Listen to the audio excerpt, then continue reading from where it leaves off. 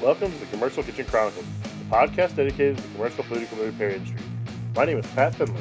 I'm a lead master certified technician at General Parts Group and a certified successor trainer. My goal is to shine a light on what I believe to be one of the most interesting and rewarding industries a field service technician can work in. I love the work I do, and I'm glad you're here listening to this podcast. In this episode, I talk with Colton, aka the Viking Pipefitter with Viega. We are live from AHR. So I was lucky enough to get a slot. It just happened to be one of the last slots in the entire show, so here I am. But I am very fortunate to be here. I want to thank everybody for being here and supporting me. I want to thank Colton for coming on. Colton's with Viega. He is a trainer. Yeah. A little more. Yeah, they call me trainer, technical consultant. The roles changed a couple times, but I do the same thing. I say social media guru. So. If you don't know, my name is Pat Finley. I host a show called Commercial Kitchen Chronicles. I repair restaurant equipment, install and repair restaurant equipment, fryers, ovens, combi ovens, grills, anything in a restaurant, I'll work on it. Dish machines, ice machines, if it's there, I'll try to fix it. If not, so I started this podcast just to try to spread awareness on what I do and try to, show another avenues of trades. There's a lot of people who don't know what I do, and I think it's a cool job. It's a rewarding job, and I make a lot of money doing it, so why not spread the word? So, but my goal is to have people on to promote the trade. So Colton does a pretty good job showing all the cool stuff he does with Viega and getting all the younger people involved. So I figured I'd have Colton on. He could talk about his journey into the trades, where he started, where he's been, and how he got to Viega, and we can go from there. Yeah, absolutely. So I kind of have a weird path into the trades. When I was a kid, we had a ranch and stuff, so I learned how to do a lot of things as a young man. I learned a lot of mechanical stuff. That kind of transferred out. I did try to go to college for about 6 months. I needed to stay on my parents' health insurance plan, and you had to be enrolled in school for that. So I went to college. That did not pan out for me, obviously. So that's what my dad said. He had a buddy who needs somebody with the driver's license.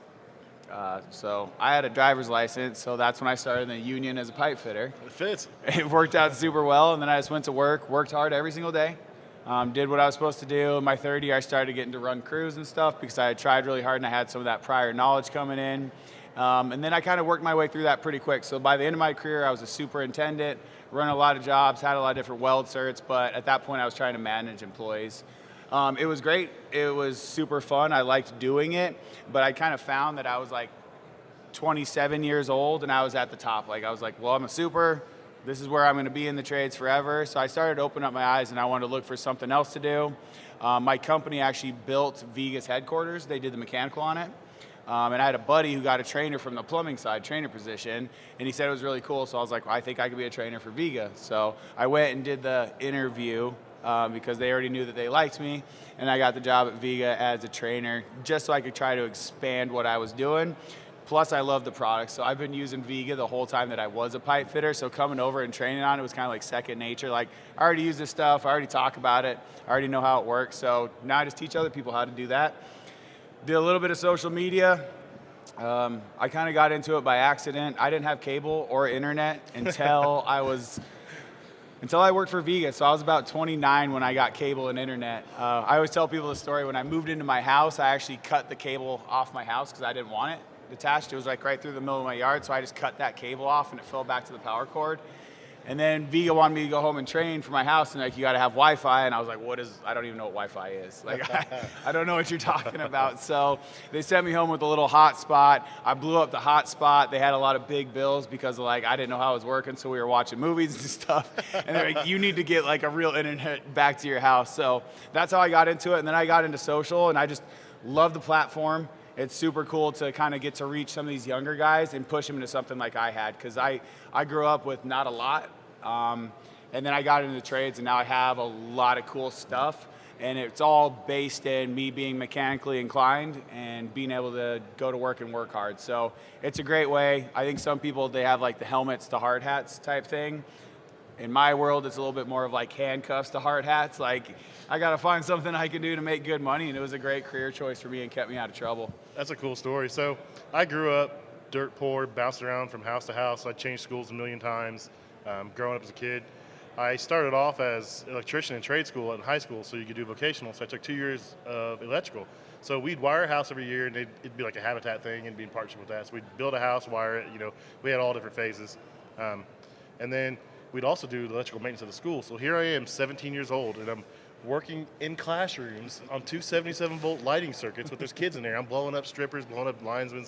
I mean, it was terrible, dude. Out in the parking lot getting shocked on parking lot lights. So like, oh, the light's not on. Well, the photo says at the top of the pole, and I didn't know that. No one explained it to me. I'm at the base of the pole, playing with 480 volts. I mean, so I've always been fascinated with working with my hands. I've always tore everything apart. It fits me well. So I was an electrician for 6 or 7 years coming out of high school. I went union. The market kind of tanked. And then I had to start a class. If you're not in class, you're the first one to go. I mean, you know how it is. They support the guys that are in class, because they have to come in. So I didn't get picked up to go to class. Everything kind of tanked, and I lost that job. So I went non-union for 6 years, and I got stuck doing tract homes and apartments, and it was the same thing every single day. And I have ADHD, and if you know anything about ADHD, you cannot do the same thing every single day.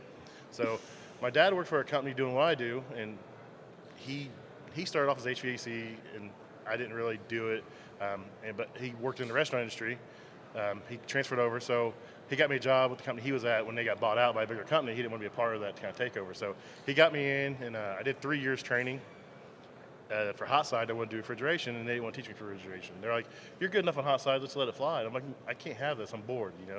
So I jumped ship and went to a company that said they were going to teach me refrigeration, and their idea of teaching me refrigeration is shit's in the van, figure it out. Just go do it. Throw you to the wolves. So that's how I've been doing refrigeration for 11 years now, and it's been a great journey. It suits me well though, because I can't focus on one thing. It's always something different.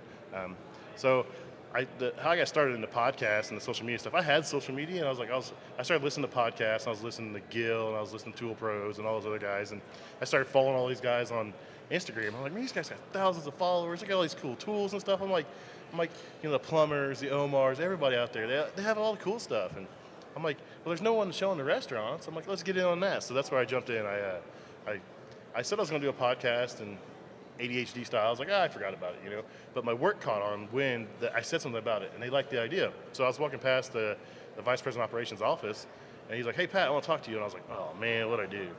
And he's like, "No, it's good. Come on in." He's like, "It's about your podcast." I was like, "Oh, he's gonna tell me I can't do it. I'm out." He's like, "We're gonna support you." I was like, "Oh man, no, I gotta do it." Well, it's almost worse. It's like the golden handcuffs. Like you got a good thing, and they're like, now you got to like keep it and make sure it is a good thing, right? It's great though, man. I love it. At first, it was stressful, and it's still stressful at times now. But I get to meet so many cool people like you and do interviews, and it's a blast. I'm just trying to spread the word on the trades, man. Like when I was growing up, that's when schools really started pushing. You have to go to college. You have to go to college. You have to go to college, and it's a bad thing to do. I mean, yes, there's colleges needed for people, but it's not needed for what I do.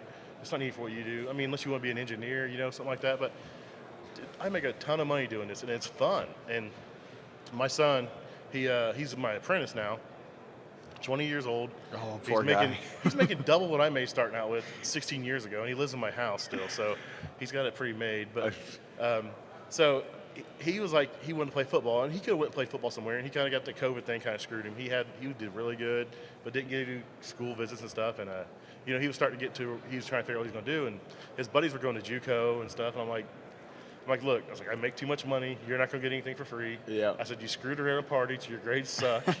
I was like, so you're on your own, dude. So whatever you do, you're going to have to pay for it. I was like, and I know what's going to happen. You're going to go out to Oklahoma with your buddies, and it's going to be drink fest, and you're never going to go to class. You're going to fail out, and you're going to owe thousands of dollars. Yeah. And I was like, I'm not trying to scare you. I'm just trying to warn you what you're getting into. And it worked. So he was trying to be a lineman. That didn't fall through. So he's actually working with me now. But I don't want guys to think that you have to go to college to have a six-figure career. I could do it easily. Nope. I mean, it's out there. How hard you want to work and what you want to learn is as far as you go in this field.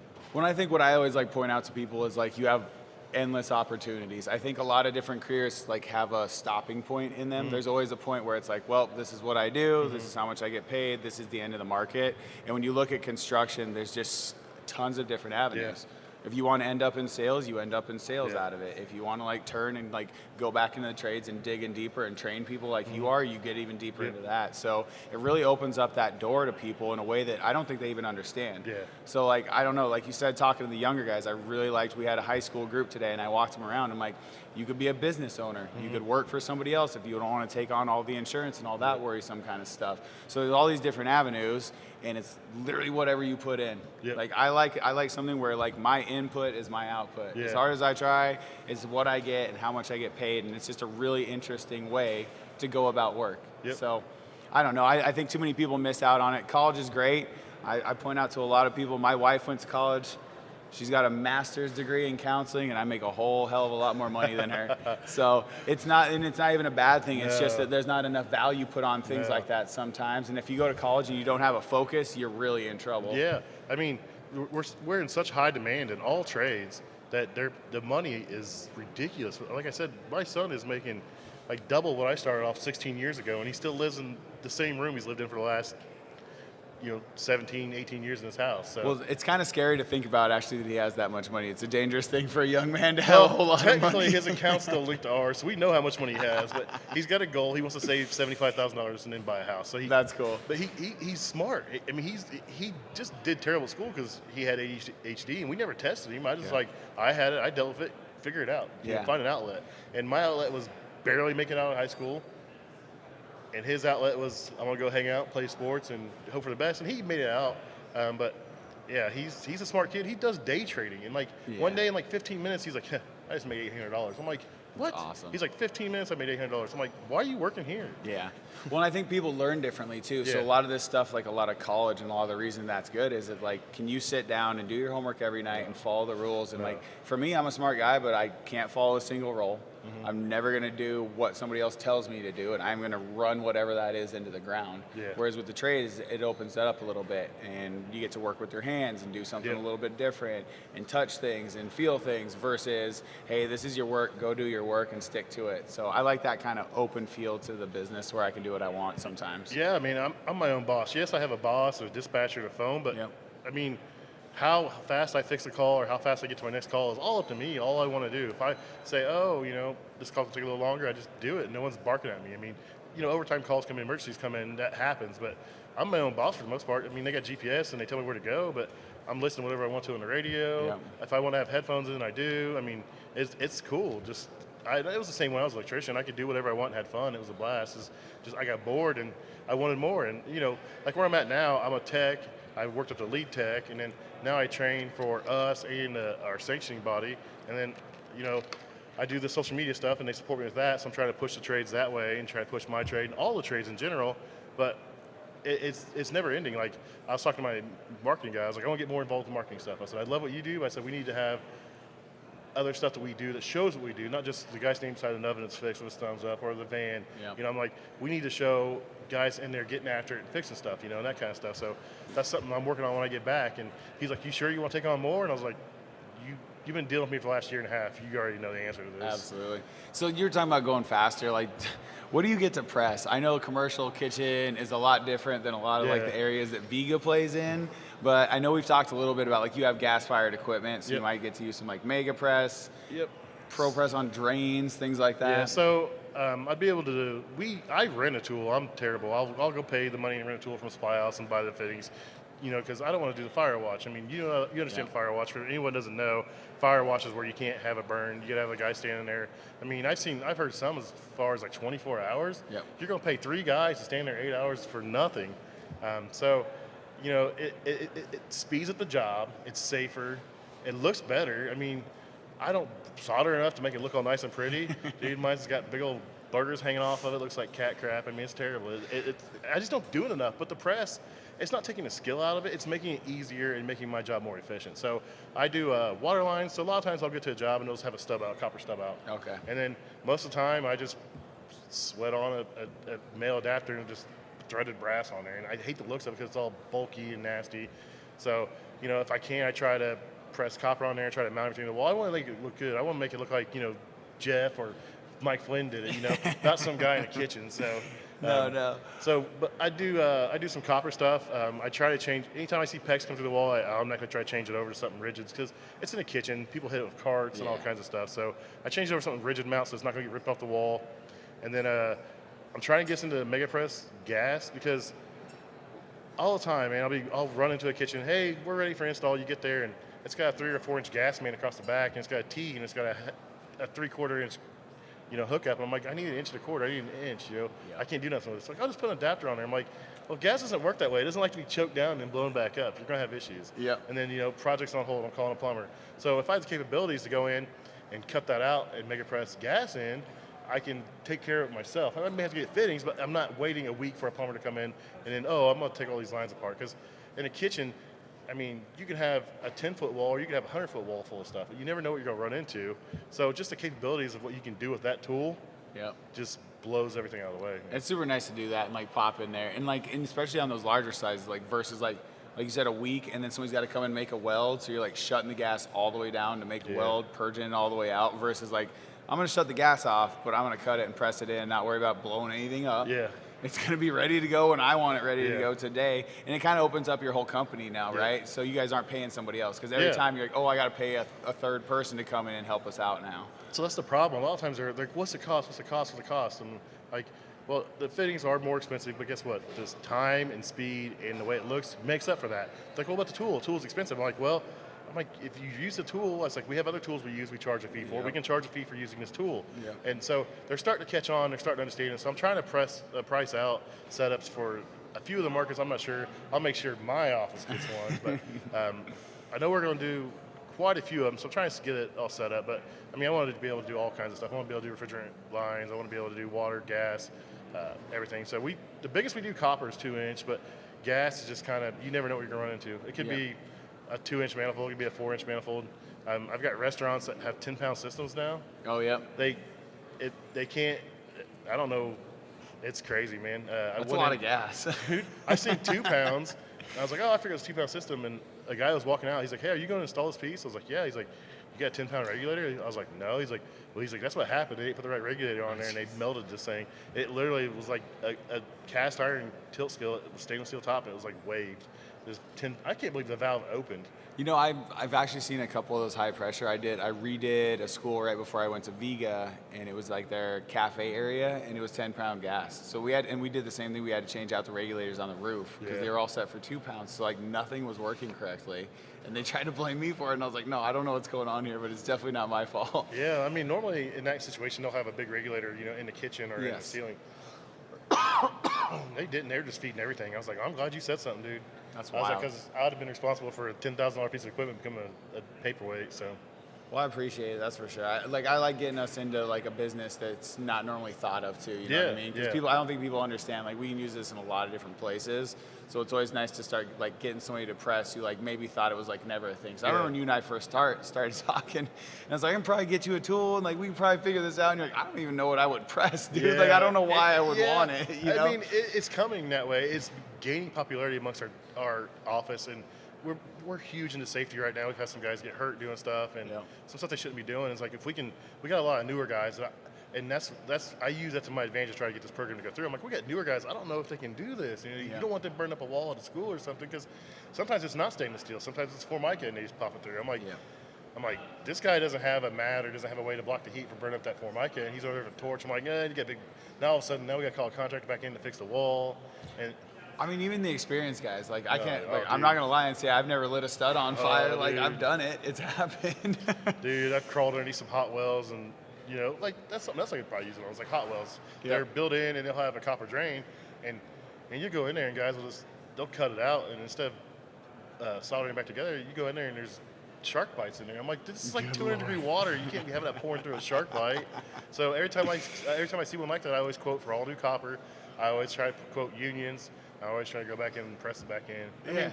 put the unions on there. I put them on the downspouts so you can take it off so you get the well out. That's the problem. They change the wells and they don't come prepared. They just hack it out and hack it in, man. Yeah. Well, you're on the service side. I think it's funny. So I grew up construction. Yeah. Like I put in new stuff. So like when you're in construction, you're always like, screw the service guy. Like who cares? Like you just put it in hard piped and you're like, he'll deal with it. And then I moved a little bit. Like my company, like we had some service stuff and I had to start doing service work, and it changed my outlook on every install I had ever done. I'm like, those were some jerk moves. Like there's got to be a way to fix this someday. Yeah, so I install a lot of equipment. I install a lot of combi ovens, and we do like dish machine installs and booster heater installs, and it's always like underneath a chute coming in a dish machine or back behind a dish machine. They'll set the dish machine, hey, we need you to hook the water, and I'm like, where's it at? And like you climb over top of the dish machine, like how am I going to do that back there? If you can get in there with a press gun and just press it and come up, you're good. It's, literally reach over the back and like press dude, it in. It's terrible, man. And you know, climbing underneath those dish machines, it's well, generally when I'm installing, it's not too bad, but there's water,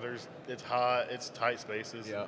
I mean, no one wants to run a torch underneath there. Yep. The last time we did a kitchen too, it was one of my first kitchen installs. So we ran the gas pipe out of the wall, and then they were going to come hook up all the stoves and stuff. So I ran it out, and I had a valve there, and I plugged the valve so they could hook it up. And then it came down the line that I was hooking up all the stoves. I was like, oh, I'm the guy like to do all of this. So you're not the guy that's put the hose in backwards for me, have you? The quick connects? No, it was not backwards. Everything was in the right direction. Everything worked out right. But like when I got there and like they've got those clips on the walls that like holds it in case it pulls out so it doesn't rip the gas line off and all that stuff. And like I just like, I don't know, it was like a new venture for me to like be doing that part of it.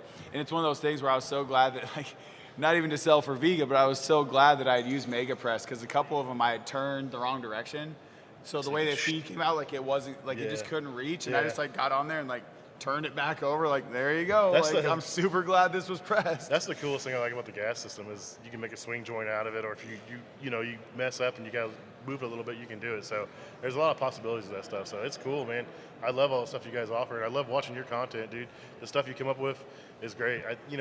The biggest thing I like about you is what you do appeals to the younger guys. Yeah. I mean, I've said this comment before, a lot of guys think it's a bunch of old fat crusty guys in the trades, and it's not. I mean, these younger guys come in, they're smart. I mean, they don't want to do the hours us guys have been doing it for a while. I've done it, but if I can get them to come in and work 45 hours a week, 40 hours a week, I'll take them all day long, man. Absolutely. Well, and we're going to need the younger generation. Yeah. I keep saying it, like progression is born of, retirement and death. And we've got a lot of people retiring and dying. Oh, yeah. So like we have to get a new younger crowd into it. So it is a good point. You can make good money.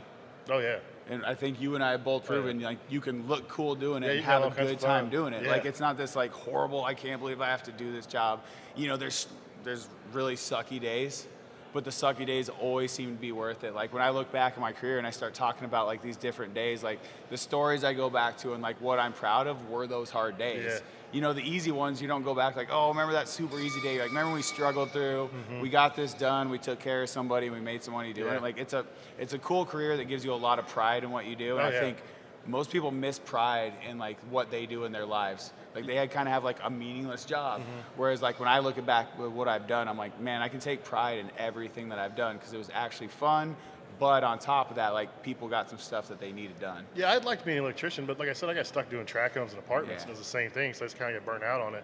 If I was service, it'd probably be a little different. Who knows? I'd probably still end up in this situation, but I mean, I love the install side where it looks great. You get it all done, the pipes are all straight, they're all attached to the wall, they look great. And then the service, I mean, I'm the lead tech, and I don't get a lot of the easy stuff. And I get the stuff the other guys get there and they screwed up. And I'm like, oh, well, he's been out here 5 times. And you look, he's been out there 7 times. And, like, he's got a list of parts. I'm like, where are all these parts at? Oh, they're on there. I'm like, oh, man, here we go. Yep. You got there, and you're like I fix it. And, like, I'm like patting myself on the back. And I get a little bit of an ego. Yeah. It's cool. You get a little bit of swagger.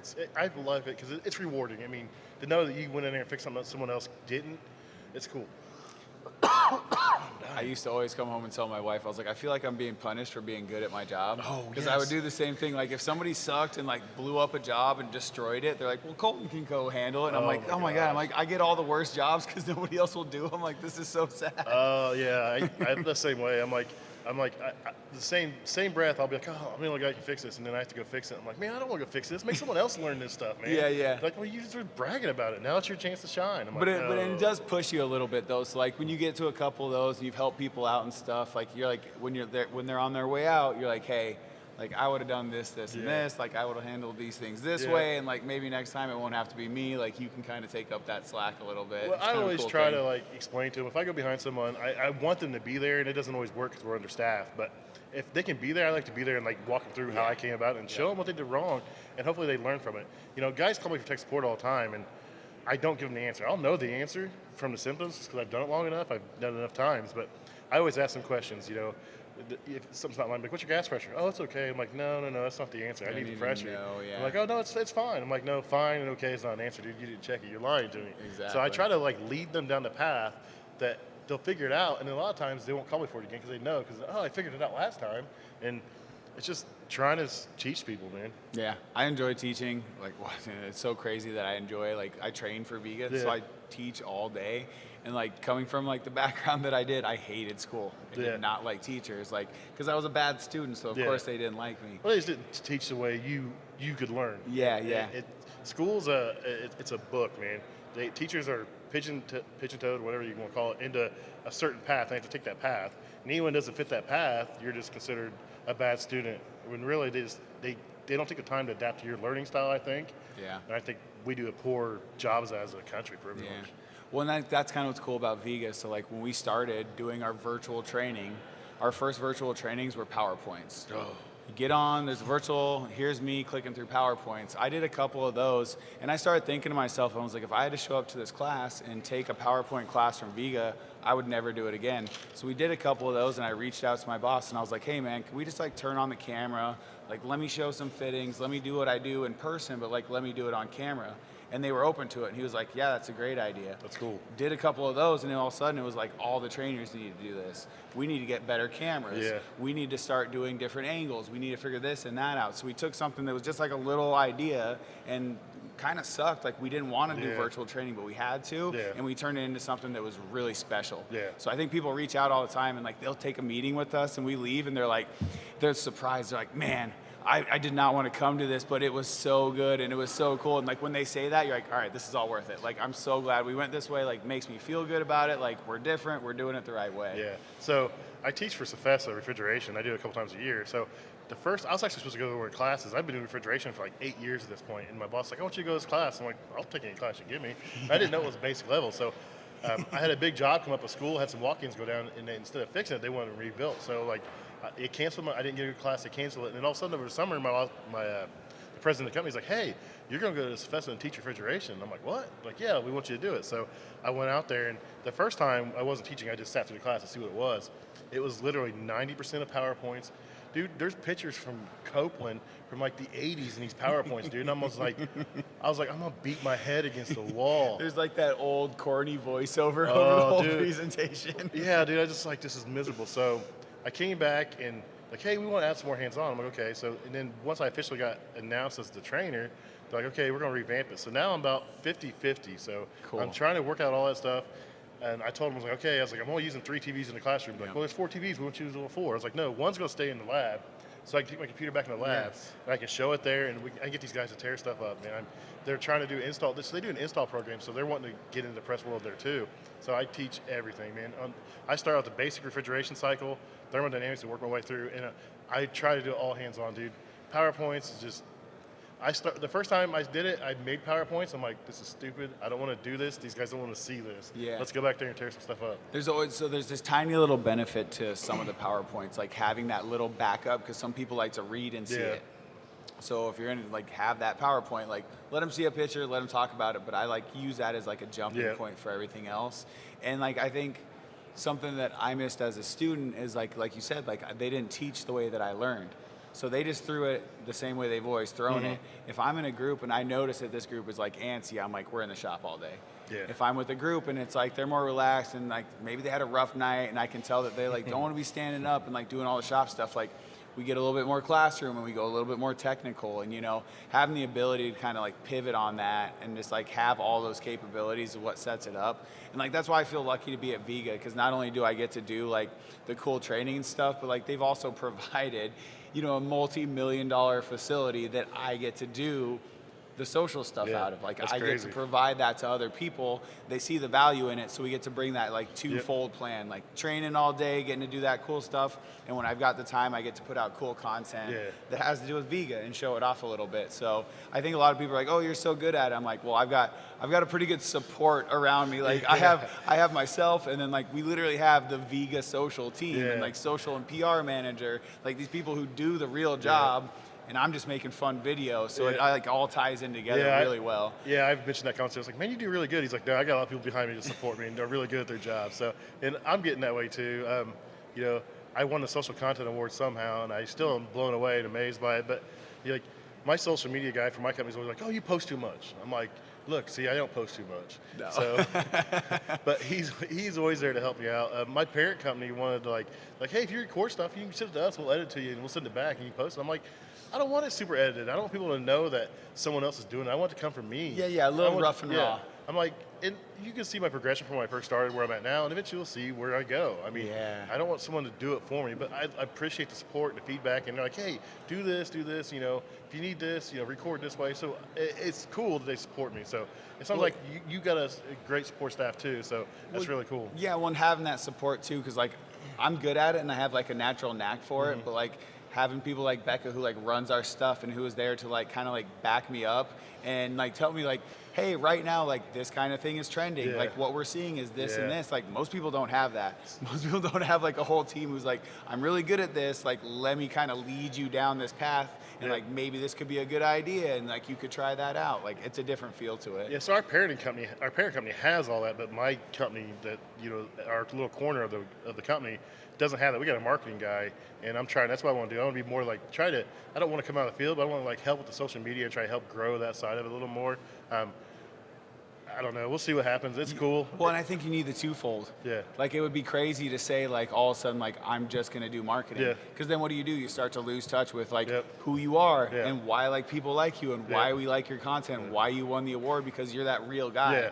You pull out of the field and all you do is the other stuff. Like there goes all that benefit to being one of us. You know what I mean? Well, they said something about teaching, and I was like, I don't want to come out of the field completely because I feel I'll lose all relevancy because my market is growing so fast. Like now you're playing with, I mean not playing, but you're utilizing your stuff all the time. You know, you get a hands-on and stuff. I feel if I lose all the hands-on, I'm just going to lose it. I mean, anybody can stand there and tell you how an oven works, but you know, when they're coming out with a new controller, I mean, these ovens have touch screens. They have like iPads on them now. Like these things self-diagnose. I can literally open it up and I can test each individual component, turn burners on, turn heat on. I don't know what's going to come next, but I don't want to miss out on it because I'm not in the field anymore. And all of a sudden, I got guys come to class and know more me. What do? You miss it and then read about it in a book, and some guy comes in and you're like talking about it, and he's like, no. He's like, you have to hit the back button 4 times, and then you scroll down to this screen, and you're like, well, I've never touched this, so I don't know. Like you said, like you don't want to get outdone by who you're trying to help. Yeah, so that's another thing. Like we have this software we use, and the lady teaches us in the office. She never uses the software, so we have people sit in class and like that use the software. So they were having problems with a new company, a new acquisition. They were switching over, and they called me earlier, and I was sitting in, and I was like, no, you got to do it this way, this way, and this way. They're like, oh, that makes sense. I'm like, well, that's how we do it. And they're like, yep. Oh.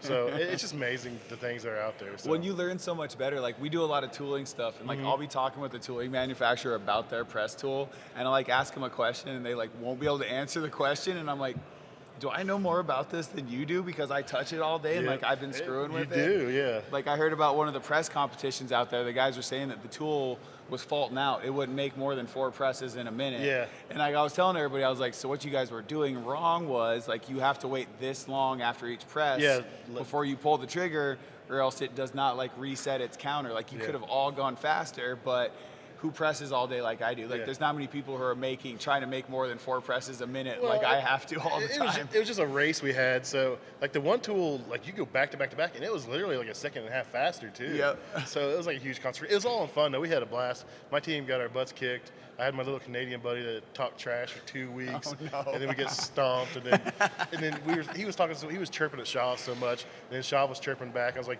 we got our butts kicked for talking trash. You're going to get your butt kicked. He got his butt kicked, too. Of course, so it was great. It was all in fun, though, man.